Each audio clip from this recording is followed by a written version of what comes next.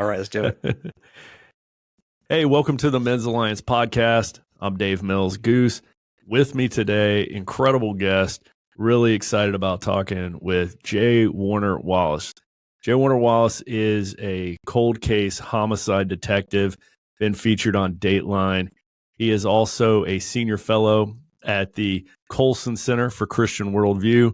He's an adjunct professor at Biola University, their Talbot School of Theology, and he's written some absolutely life-changing books, including Forensic Faith, Person of Interest. That's just a remarkable book that we'll talk a little bit about today, I'm sure. And my personal favorite, one of the books that just really changed my life, is Cold Case Christianity. So if you haven't checked these out, these are must-read books. We'll link them all into the show notes. But that's who's with us today. So, Jim, welcome to the Men's Alliance podcast. Well, I'm so glad to be with you. Thanks for having me. I appreciate you. So, one of the things that's so cool, and I love your background there. You got badges, and you got your career back there. And one of the things for our listeners that may not be familiar with Jim is his background as a homicide detective. And so I wanted you to just share with us a little bit today, your story, how you came to become a Christian as an adult, right? And a homicide detective. Well, I was actually assigned to our surveillance team at the time, and that's an investigative position. And, that's one of those positions where you're working any number of weird things. I mean, everything from if the homicide team jumps you into something, or if the robbery team jumps you into something, or the burglary team jumps you into something. We were probably in those three areas most often. And so I was taking a lot of people to jail and, having to file cases. So you're learning, how do you make a case to present it to the district attorney? You're learning, how do you determine which witnesses you can trust and which maybe are suspicious. A lot of people will say things that aren't true. And that was the skill set that I had when I first walked into this church. I was 35. My wife was, I think, and I talked to her about this recently, I think part of the reason why we even walked into that church was because when we first had kids, there's a lot of churches that provide preschool kind of stuff for young kids, right? Because they think, and smartly, they think, hey, if these people are coming here for preschool, maybe they'll join us for the church. And I didn't think of it that way. I just thought, okay, this is where I guess preschools are done in churches. I'm fine with that. So we have our kids in the preschool. And then when we moved to this neighborhood, our kids were just outside of preschool age now. They were like at school age. So we were here about 3 years, and Susie had been saying, should we go to church? Why? I mean, I'm happy to go as an atheist because my dad is happy to go as an atheist, right? He's not a believer. And his second marriage, his wife is a Mormon. And he thinks all this is just silly and untrue. And who cares how it's untrue? If it's helping raise good kids, he'd much rather have kids that believe some fiction about God and aren't in jail. He's a cop too, than kids maybe who are getting in trouble. And so he looks at it as a useful fantasy, a useful delusion. Right. And so I was more than happy to go the same way. I'll go if you want to go, but I did drag my feet. And so she was asking for about 3 years in this neighborhood before we did go to that church and sit on a Sunday. I had friends that had asked us. I knew a couple of cops who were Christians, not many. And one of them did say he was going to church. And so Susie said, well, isn't so-and-so going to church? We could see where he goes. So we went, and it was a big church.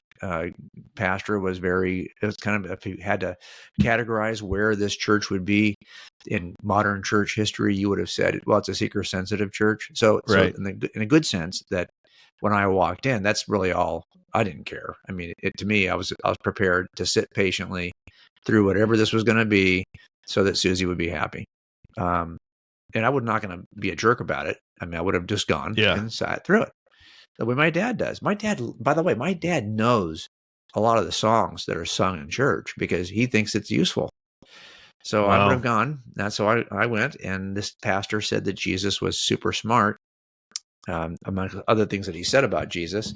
But that was the thing that I think provoked me to to buy the Bible that I bought and start this whole thing. And then, of course, if you're somebody who so much of your life has been spent trying to determine if someone's telling you the truth, that was really the only skill set that I had. In other words, I didn't have an experience. I didn't have a kind of an experience where, oh, I've sensed God's presence in my life. I didn't have that at that point. I Yeah, didn't. no big emotional event. Yeah, it was. I just walked in, and this is the claim is made about Jesus. So I bought a Bible to see if that was true, and so I kind of worked through the scriptures, testing them to see if they were reliable. And I describe all that in Cold Case Christianity. That's really the process. But by the way, you would apply that same. If let's say you're working a case from 30 years ago, same thing. If you're working history from a decade ago or a century ago, hopefully you're taking a similar approach. And so I just needed to know, was this reliable? And there was a lot going on here at this time. So for me, it's every case you work, there's so many different aspects from which you could work it, so many different lines of evidence, especially if you're working an unsolved case, because those are like, well, look, I need to find the stuff that's been hidden. Like, no one looks over there. Let's go look over there. And so a lot of these categories are pretty remote. And that's what I thought here. I thought, I got to make sure I look at all the remote categories too. So I needed to know, is there any evidence for God's existence? Is there any good reason to believe that the Gospels are reliable eyewitness testimony of the first century? Why should I believe, that the resurrection occurred? Like, this is stuff I had to why is the only reliable data about Jesus just these 4 Gospels? These are questions I had. And as I worked through them, I got to a place where I was kind of stuck with Jesus, because I got to that place where I was like, oh no, this is telling me something true.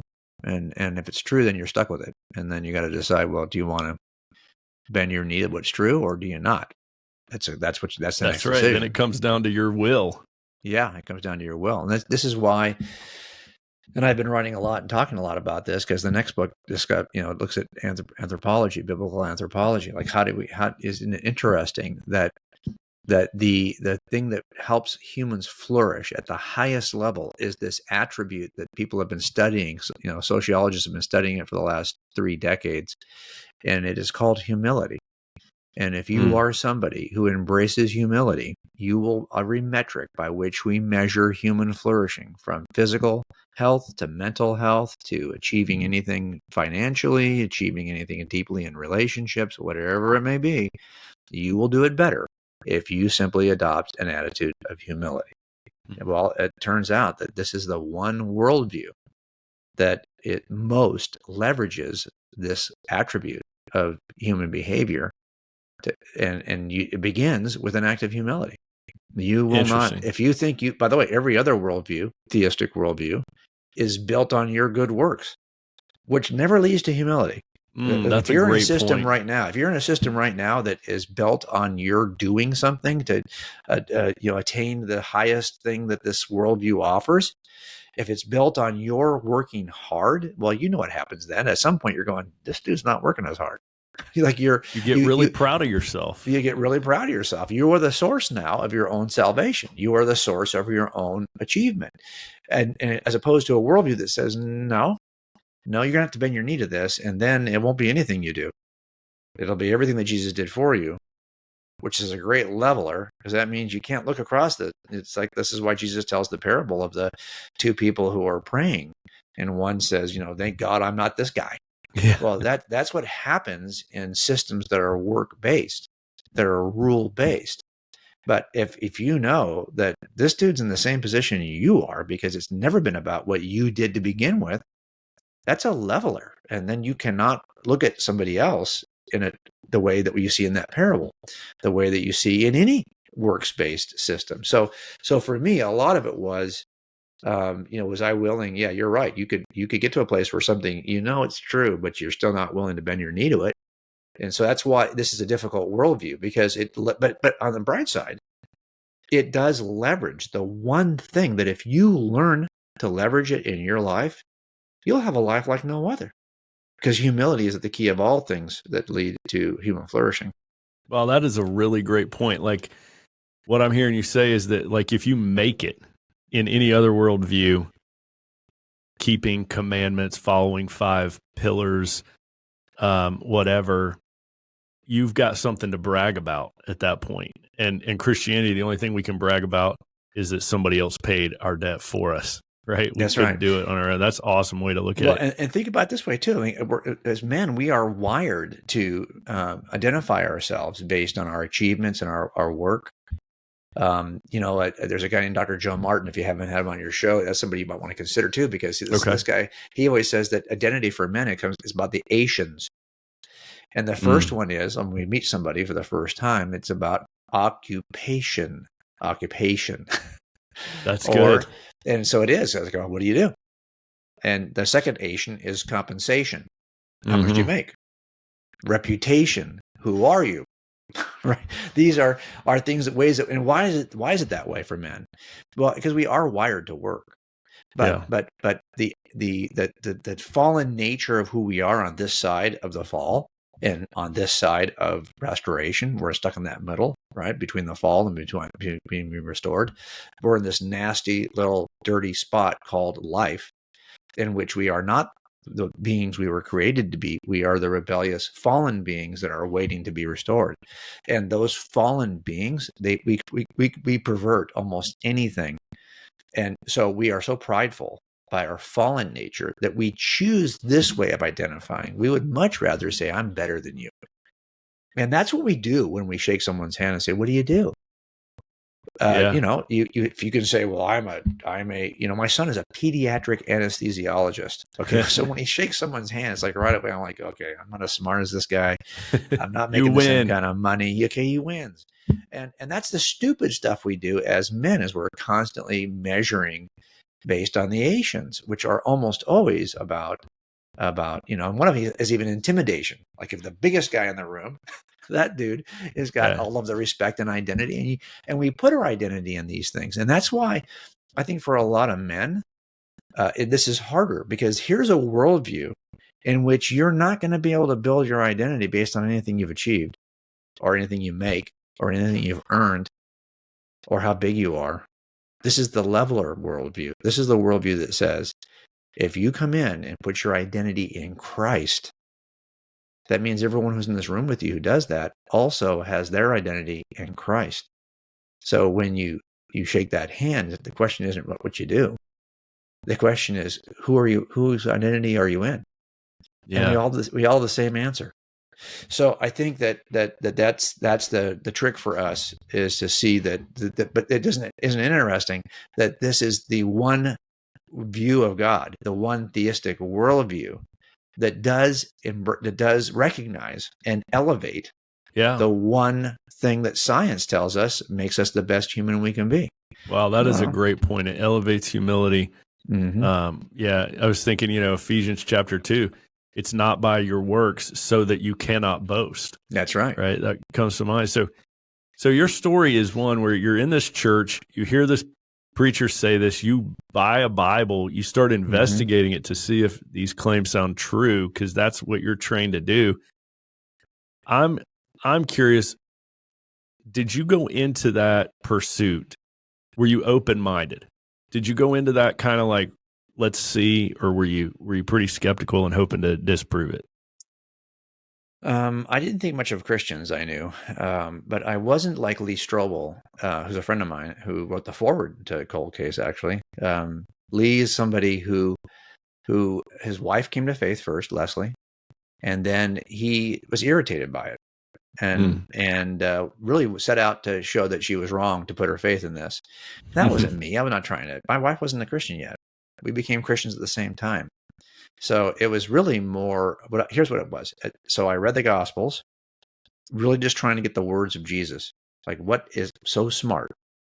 Now, that was not something I had done for the first time, because I had done something similar when I was a high schooler with the teaching of Baha'u'llah. I had a sociology teacher who was a Baha'i, and he said, you should read the writings of Baha'u'llah. This is the prophet of the Baha'i faith who was in custody when he wrote, allegedly in his own blood, he wrote the Baha'i scripture. And I remember as a kid, like I had a fortune cookie view of this ancient wisdom. like why do we read fortune cookies and we recognize if it's really a good fortune cookie and we recognize, oh, that's a proverb to live by. That's a keeper. Yeah. So why do we do that? Well, because we think that there's something in it that is powerful. And I was like that. I was more than willing to look at the writings of Baha'u'llah that way. And I was willing to look at the writing of Jesus that way. Maybe there's some good proverbs in there. Great. Well, when I read them, here's what I noticed is that the Gospels, they vary. They don't word for word. There are places where they line up much better than other places. But there are some times where it seems like they're describing the same scene with very different details, or with even what could be considered contradictory details, like how many people are present here, or how many angels are present here, or what are the exact details of this. And I looked at that right away and said, oh, I love forensic statement analysis. I mean, I was already doing this before I became a Christian, and I just love it. I love the idea that there might be something hidden and revealed just by the way someone uses language. And often you can see things that are, like, I want to puzzle that out. So I saw the gospel accounts as puzzleable claims about something ancient. And so that piqued my interest. In other words, you expect a level of variation between eyewitnesses when you get any case. It's just, you're never going to have a case where they don't vary. You're never going to have a case where some defense attorney couldn't say, this is a contradiction. Your job as the detective is to figure out, well, why does it seem like they're saying it in two different ways? It's easier, of course, if I can go back and re-interview people, because then I can say, well, did they ever ask you this question? Because maybe they just didn't ask. And that's why I wasn't told. But it's harder when people have died, because now you don't know. I can't go back and re-ask the question. Why didn't she mention that other guy? So now I got to figure out, like, why is that missing? Okay.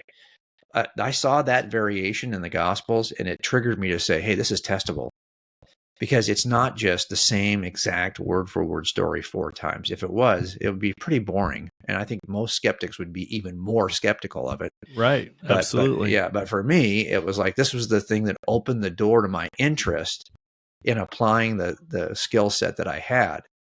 So to me, it was like, I suspected it was going to show. And I don't know what my wife, at the time I wasn't sure, is my wife hoping this is true? I don't want to be the jerk, but to be honest, I think this is probably going to fail.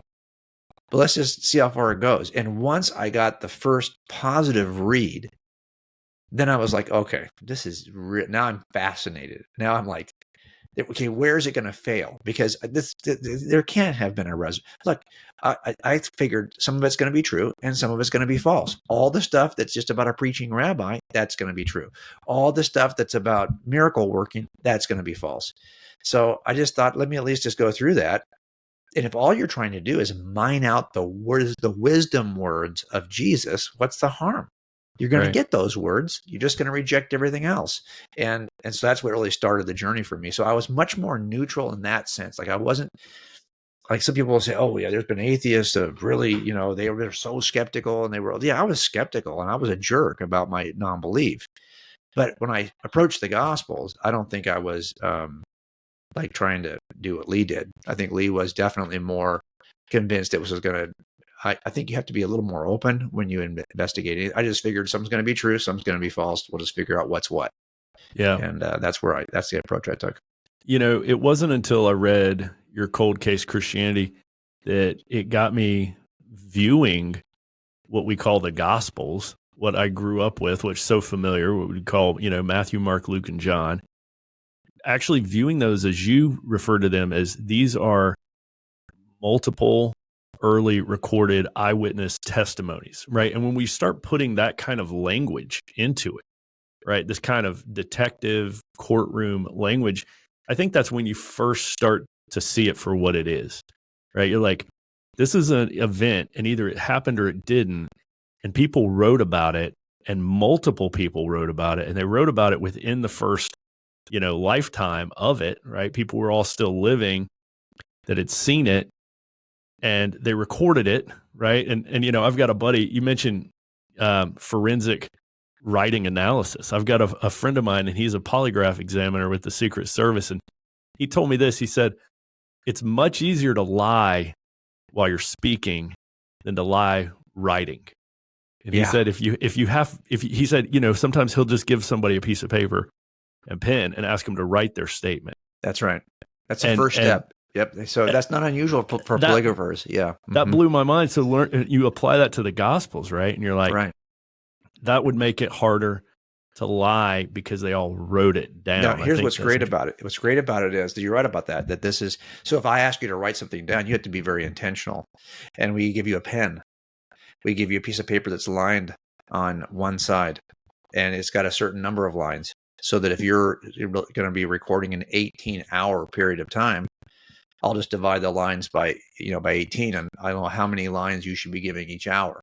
If you're writing about a 30-minute, I can say, well, this should be how many lines you're giving each minute. So I can see if you're compressing, over-speaking something, under-speaking something, compression of time, expansion of time. And you're right, because it's written down and you have to cross out any errors you make. I'm able to see your corrections. Like, why did he change that word? These things are helpful. In real time, as you're speaking, you won't catch some of that. You won't even necessarily, if you've ever transcribed your own conversations, they are terrible, right? Like they cannot be printed that way because we often pause and repeat something and it doesn't work on paper. So it's harder in real time to catch that. So what we do is we will record it. I'll have somebody who's watching in the other room who maybe is going to, because he's not formulating the next question in his head, he's catching things I don't catch. We'll take several breaks and we'll talk to each other before I go back in. Also, we will eventually have that interview transcribed, because it turns out that all that deception indicator stuff will show up on the transcription. You just didn't catch it in real time, but it was there. You just have to now have a transcription. And if you're doing a polygraph, you may not have that luxury of, okay, you need to make a decision in that polygraph period of 3 hours rather than, okay, I'm going to have this transcribed next week. I'll get back to you. So having that ability with cold cases, I always have every interview transcribed. And I want to make sure I listen to it, make sure the transcription is correct, because I'm about to now take the transcription and tear it apart to see where the lies are. So I think you're right. In real time, it's hard to do that. But that's the beauty of looking at the Gospels this way, because you can do this and take your time. So one of the things that I picked up from you was one of the things that a lot of skeptics see as a problem with the Gospel accounts being that they will say things in different ways. That's actually a plus for the Gospels. Yep. Right. And so you were saying in cold case Christianity, how if they did say it all the same, that would instantly alert any trained person, any detective, that this is colluded. Right. Well, and look, even now you'll have people who will say, well, look at how Luke has got this passage, or Matthew has this passage that I find in Mark. So I think that, maybe this part of it, these 6 words, these 7 words, these 3 verses seem like they're a complete copy. So you're going to get both of this, right? So for example, I've got a friend, Frank Turek. We both make the case for Christianity. There are times when I feel like I've heard him make this case, describe this event even, and I like the way he describes it better than the way I've been describing it. So I just adopt his language. This is not unusual. And this is also not unusual between witnesses, especially if someone like Luke tells you up front that he is talking to the servants and eyewitnesses of the word, like Mark, who is not, he's to be recording for Peter, and this doesn't bother me. The question is not, he says the same way the other guy says it. The question is, did it really happen that way? Yeah. And have they decided this is the best way to look? Remember, the Gospels were not written within minutes of the ascension of Jesus. As a matter of fact, it strikes me that the authors of Scripture really believe that Jesus would come back in their lifetime. There's a sense of urgency that we're in the last days. You see this read 1 Peter. You'll see this over and over and over again. So I think this is why you don't see Scripture immediately, because there's a sense, and what's the point? He's coming back. He's coming right back. He's coming back. He could be back tomorrow. Let's just say it. Look, guys, this is the truth. This is what happened. We saw it with our own eyes. And then what happens? John's brother James is killed. You see it in the book of Acts. He's probably the first disciple who dies. That's around 44 AD. And I think that's about when you start to see the earliest records of the Gospels emerge in the late 40s, because I think at some point they realized we're not getting out of this alive. I mean, they're killing us now. And we're going to have to write this down, because if he's coming back, what if he comes back in 10 more years? We're not going to be here to talk about it. Let's write it down. And that means that people have been telling the story verbally for well over a decade, for 15 years. And if you've heard people who are listening to this podcast who don't know me, they'll hear this stuff for the first time. People who have heard me talk are already saying, there goes Jim again, saying the same stuff he always says, the same way he always says it. Well, there's a truth in that, because you perfect the way you can say it briefly, and then you stay there. And if my daughter, who comes to my talks, listens to me long enough, she'll say, I can do your talk word for word. I could do Frank Turek's talks. But we've done so many events together. He probably feels the same way about mine. And that is what you see in the gospel accounts, is you see that there are places where you're going to get my input, my flavor on this. And there are places where I'm just going to say it the way we all say it. We've been saying it for 15 years. So there's places where, that suffices. But there are places where no, I need to kind of nuance this because I saw it slightly differently. Hey, let's take a quick commercial break. When we come back, we're going to talk with Jim Wallace about compelling evidence and how Christians are more open-minded sometimes than atheists. So right after this. Okay. All right. Welcome back to the Men's Alliance podcast, here with J. Warner Wallace, author of Cold Case Christianity, Person of Interest, Forensic Faith, many others. Homicide detective, cold case homicide detective, meaning like all the witnesses are gone, right?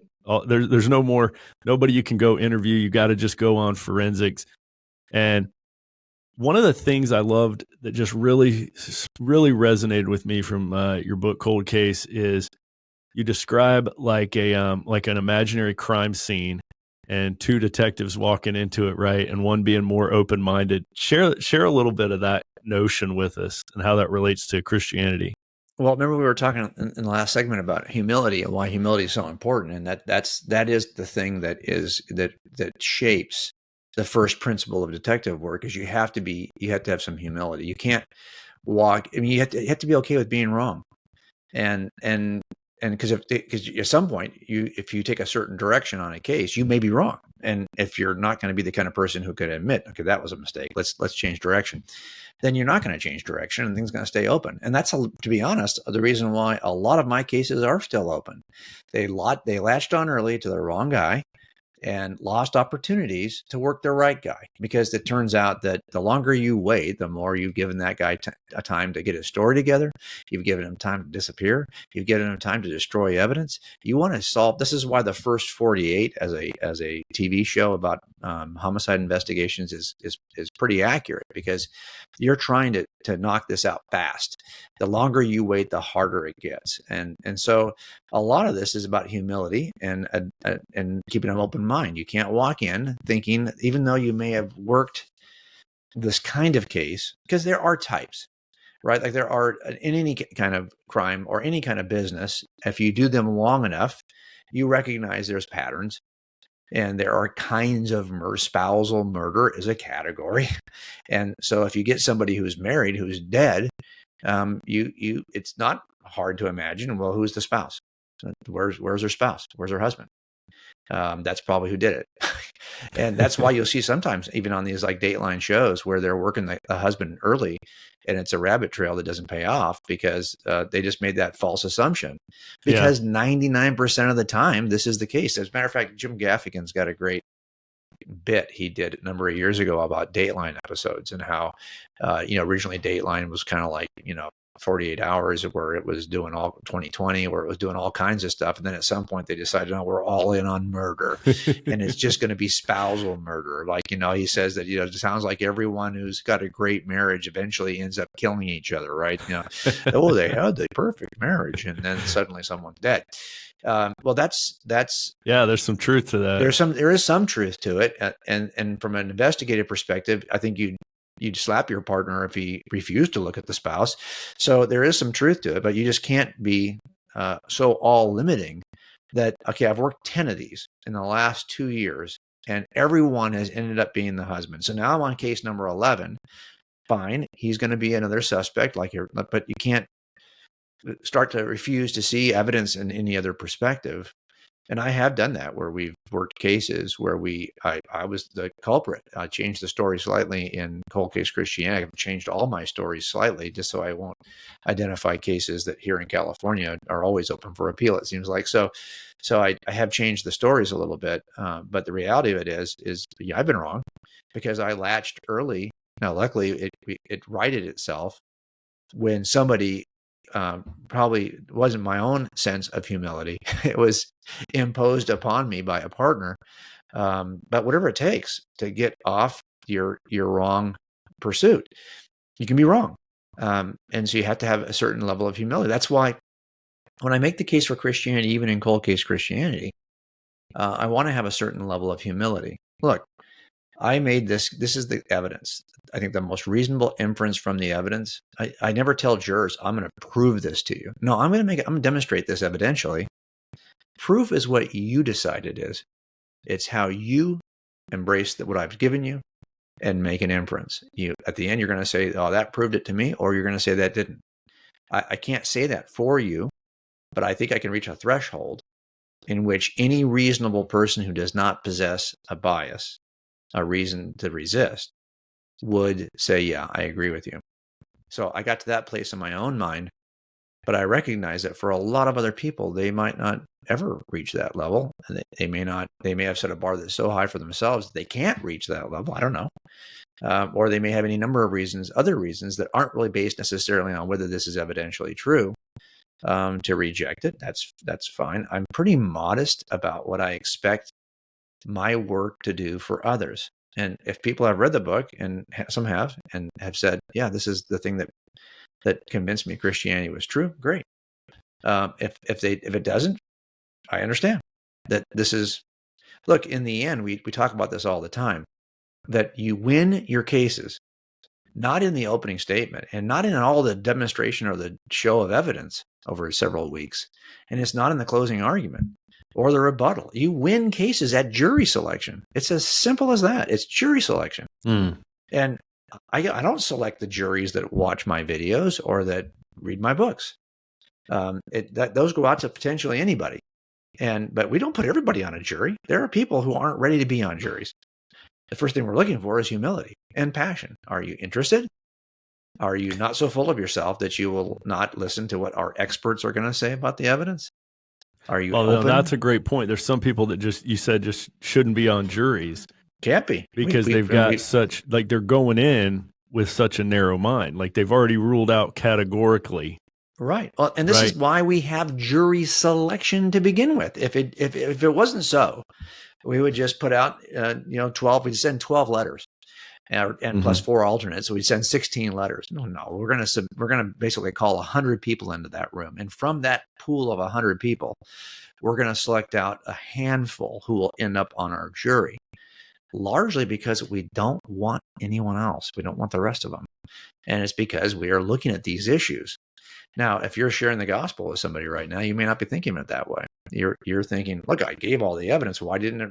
For one person, it seems to work, and for one, it's jury selection.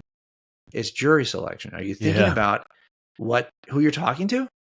Look, there's people on X or on Twitter right now that you don't need to be sharing the gospel with because it's going nowhere. Listen, every time you make a decision to share the truth with somebody, you're also making a simultaneous decision not to share it with somebody else. Like there's other people out there that you could be wiser about sharing your resources with or sharing your information with. Because it's not like you're saying, well, I got time for all of them. You don't. you don't have an infinite amount of time or resources or passion or energy. You have a limited amount. So if you're not careful, you could I categorize people from 1 to 4 in terms of jury selection. 1 is somebody who's completely sold out for prosecution. If you show up in an orange jumpsuit, you're guilty. They don't care. And the other is completely hates the cops and doesn't believe anyone's been truly convicted. They've all been falsely accused. Those are the extremes. We don't want to get rid of the ones and fours. No defense attorney wants a one. No prosecutor wants a four. Get rid of the ones and fours. We want twos and threes. You might be on one side or the other, but you're reasonable enough to be fair. You might like cops or you might hate cops, but you're reasonable enough to be fair. And we have to figure out, like, what kinds of questions do we need to ask to identify twos and threes? And then once you identify twos and threes, make sure you don't impanel ones and fours.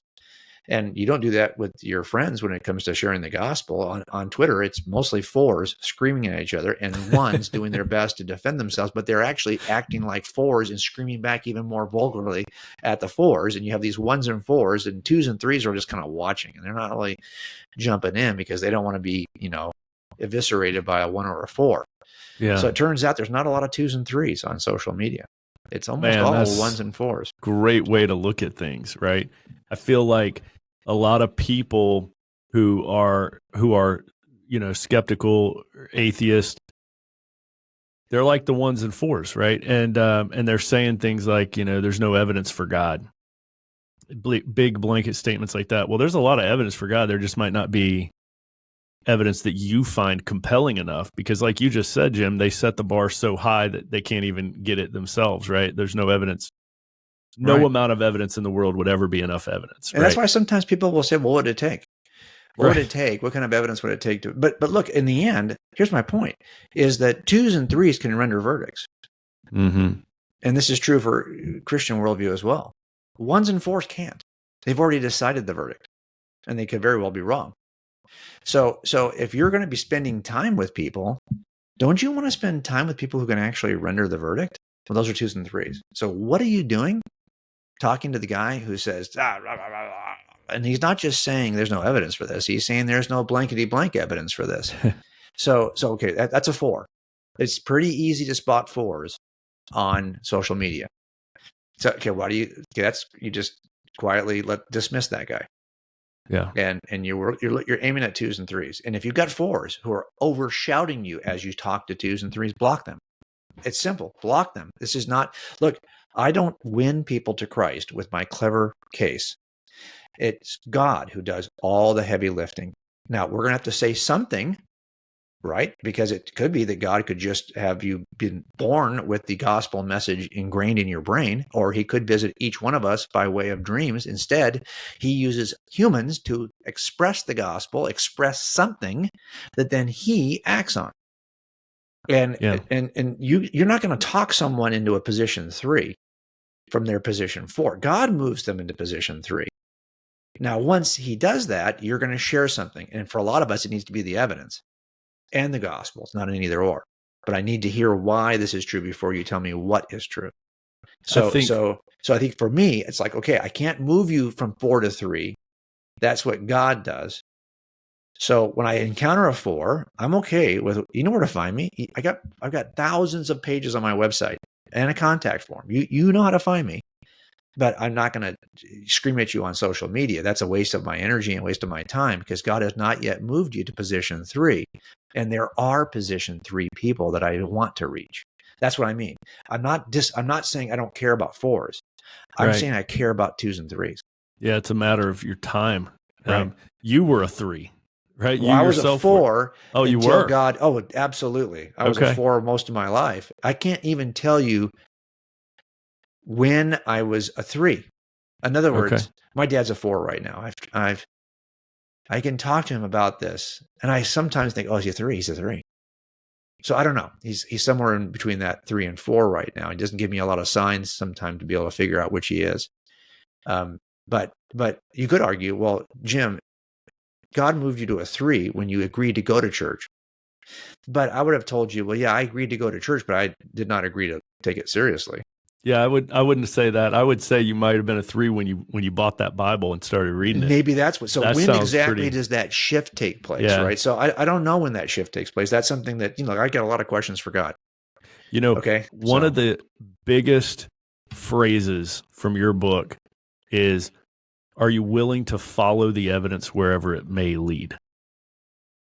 To me, that's a game changer of a question, right? And if you're listening to this and you're not a Christian and you're pretty closed off to it, you need to ask yourself that question.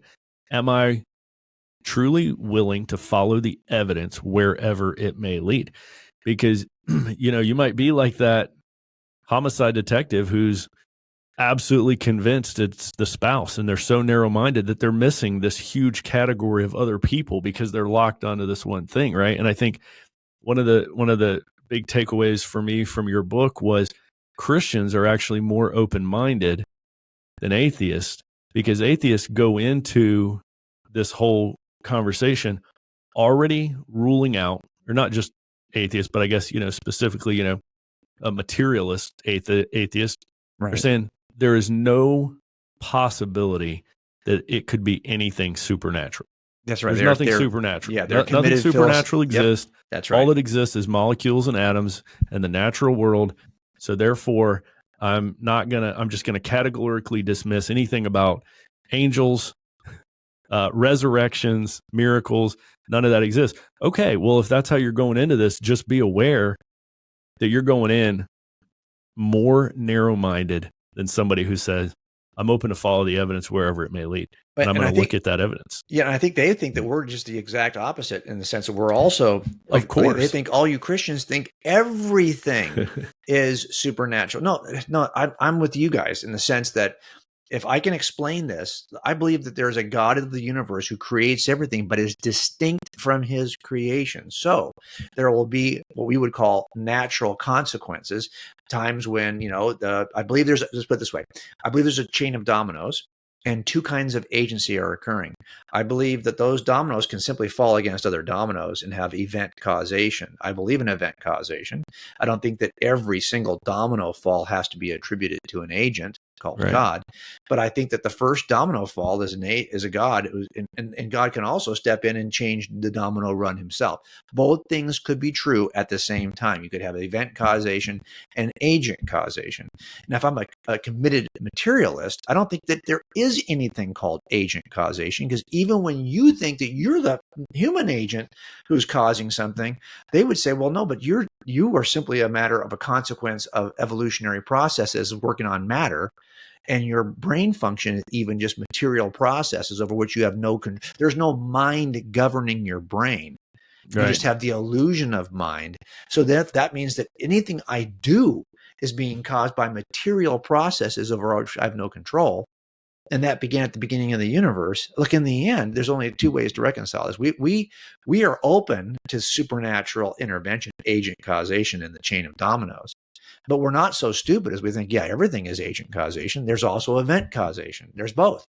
Right. So we think that that's holding an open hand when looking at how the world works.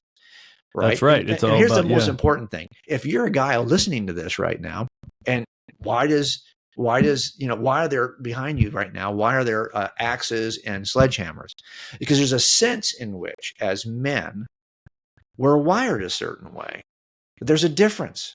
It turns out that most men who'd be interested in your show actually unknowingly hold a biblical worldview of manhood, whether they've thought about it or not. It is best explained by this ancient view of humans and the role of men and what will cause men to flourish. It turns out you can do a lot of secular research. You're going to come back to basic ancient principles. Now, you could argue, well, yeah, if ancient people write enough and think enough and observe enough over thousands of years, they might write something true about human nature. Okay. Or it might be that the book contains something from the maker about what it is he's made. Either way, it turns out if you're interested in an alliance of men, you're probably thinking about a notion of men that, believe it or not, is very biblical. Yeah, it is that's a ancient great point. and traditional. So whether you know it or not, you've put your foot into a biblical worldview. You just haven't really claimed everything that worldview could offer you. Yeah, that's a great point. I want to ask you this too. I know, we're getting close on time here, so I want to make sure to get this in. Give us a tip or two that can make men better ambassadors for sharing the story of the evidence, right? How can we be better representatives for Christ out there as we open our mouth, as we speak up in the public arena and we want to tell people about this evidence that you've written about. How can we do that better? Okay, so I could give you a series of techniques. Forget about that. Let's just take an attitude first. Okay, so it comes down to identity. It's simply an identity issue. No one struggles with identity more than, well, we all do. We're humans, but men are really bad about it. And we put our identity in the wrong thing. Most of us, because we shake hands, we put our identity in the Asians and our occupation and how much we can earn, what we've achieved. That's what we put our identity in. The truth of it is that if you're a Christian, our identity is first in Christ. That's the highest goal. And that's okay. But the next identity is not in your job. The next identity is in your marriage, if you're married. You want to communicate the evidence for Christianity well? Love your marriage. Be the best example of a married man you can be. Because it turns out that is the platform from which you can share everything else. Oh, wow. That's great. So that means, though, that you have to love marriage more than you love your wife. And I do. Now, that's something she doesn't want to hear all the time, but that's just the truth of it. And you have to have that priority. Look, I put it this way. If your identity is first in Christ, everything else is going to be okay. Here's why. Imagine like peaks of mountains, right? Like in North American continent, Mount McKinley, Denali is the highest peak. And a couple peaks down is Forsaker. If you were training for that smaller mountain, you may not be able to do Denali. But if you're training for Denali, you can probably do all the smaller mountains. If you're training for a marathon, you can probably do a half. Now, why is that important? Your identity isn't the big thing. I'm training for my identity in Christ. I'm going to get my identity in the marriage and my identity I don't have to worry about those things. I'm training for the biggest peak so I can climb the smaller peaks, right? And it turns out how I climb the biggest peak informs the way I climb the smaller peaks. Like I've learned how to navigate everything the bigger peak offers. And then that teaches me how to navigate the smaller peaks. That's what we're doing here. You put your identity in Christ first, and then you're going to be able to navigate your marriage better because you're going to understand what role humility plays even in your marriage. And that's attractive. It's attractive to other men too, because it turns out that the kind of man I need to be with my wife is a biblical view of masculinity. And that produces the most traditional, yet the most powerful. Look, it's our differences that perfect us. It's that I am called by God to prepare her to present to God as holy and unblemished. She is preparing me to be presented to God. It turns out that you will never be the person you're supposed to be if you haven't maximized your marriage. You won't. You'll be a selfish version of you. It's okay. I mean, you can be whoever you want to be. This is why, for example, traditional marriage produces a different outcome than any version, I'm going to say it, of same-sex marriage. Because what shapes me is the chisel called my wife, who's very different than me. Very different than me. If she was closer to me, I wouldn't be shaped as well because she is bringing me back to a center and I'm bringing her toward a center that we were designed to reach.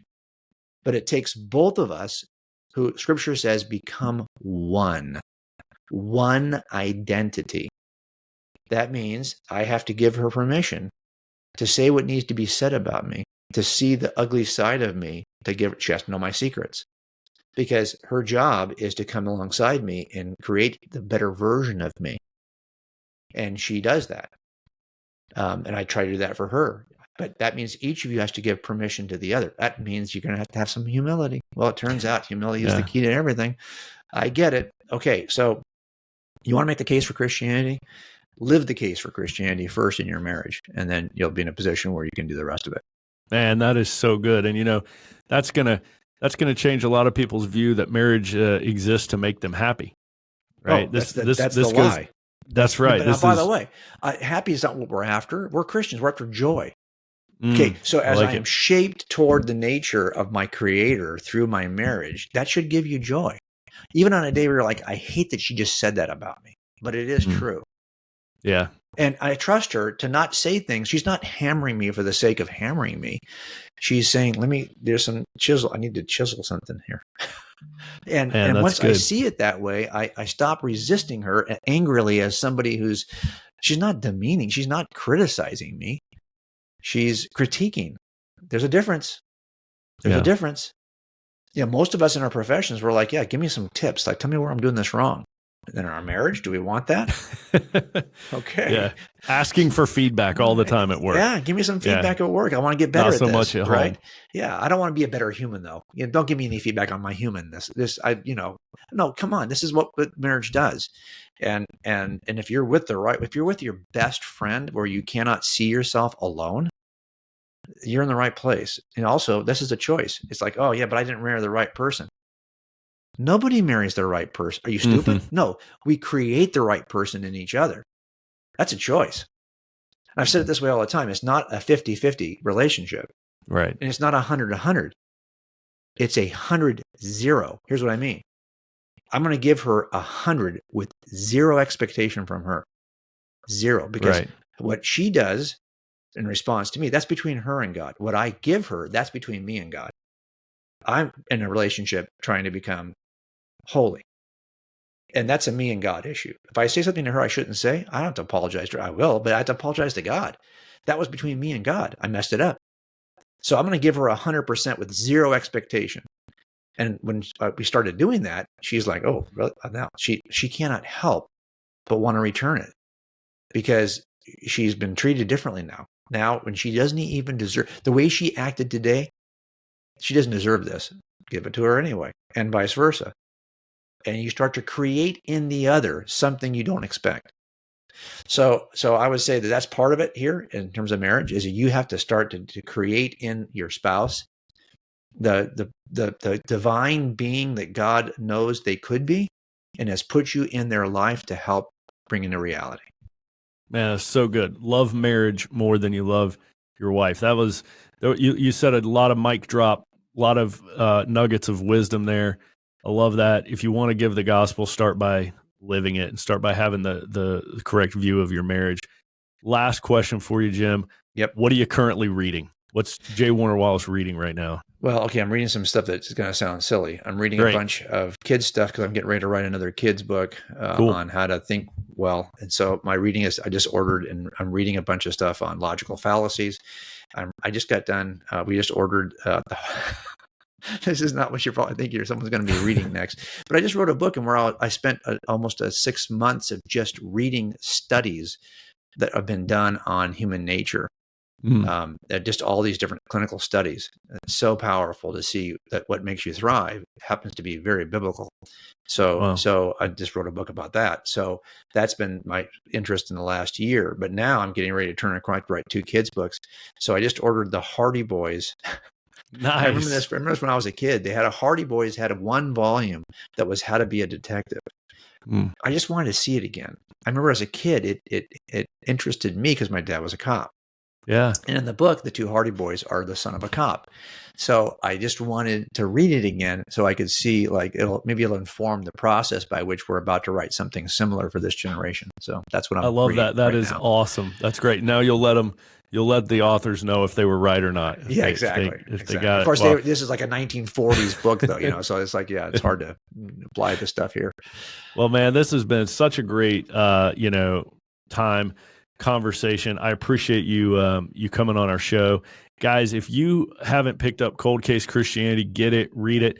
He's got kids versions, right? For your your young teenage 12, 11-year-old right in there. Get them the copy, read it with them, have these conversations at home around the dinner table. Check out Person of Interest. We didn't even get to that one today. It will knock your socks off the way he lays out how everything from architecture to music to art, everything has changed in our world post Jesus. Jesus has influenced stuff like that more than any other figure that's ever lived. Fascinating book. Absolutely love it. Thank you, Jim, for being on the show, and appreciate what you're doing, and hope to continue to follow you and your impactful ministry. Well, thanks for having me. Let's do it again. Appreciate you. Awesome. Thanks.